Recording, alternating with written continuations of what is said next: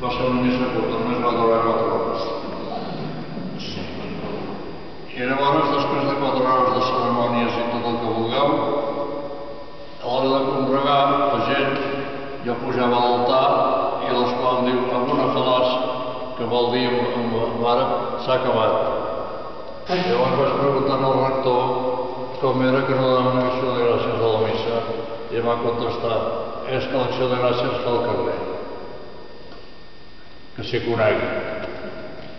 I per això hi havia una noció, ja me'n recordo un llatí, però mira si us vol traduir això. No sé si no me'n recordeu, era una noció que era una meravella l'han fet amb Albert, traduint-la. Deia, havent rebut, Senyor, els vostres dons, feu que la nostra vida sigui una continuada acció de gràcies.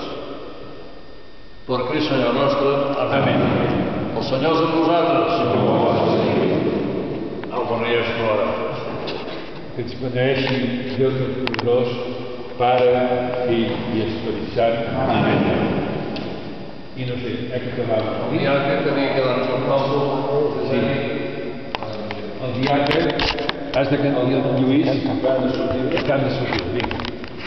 El número 73.